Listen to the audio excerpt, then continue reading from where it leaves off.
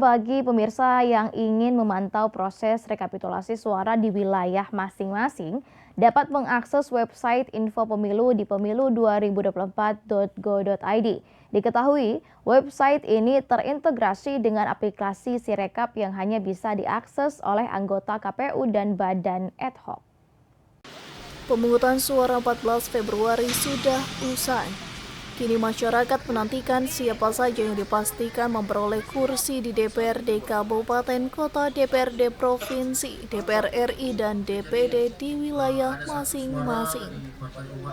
Komisi Pemilihan Umum memiliki pusat data yang dapat diakses oleh masyarakat umum di website Info Publik Pemilu. Info Pemilu sesungguhnya adalah bagian sebenarnya yang terintegrasi dari sistem Sirekap itu sendiri.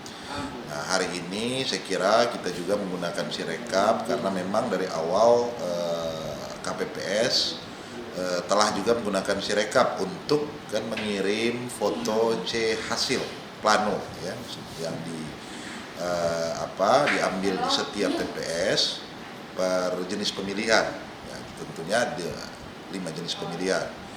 Itu dikirimkan dan kemudian dibaca oleh aplikasi Sirekap sehingga bisa menampilkan angka. Nah, angka yang tersaji dalam info pemilu itu adalah angka dari total plano C hasil yang dikirimkan di seluruh TPS di Indonesia. Data yang ditampilkan di website ini adalah data real count KPU berdasarkan formulir C plano di setiap TPS.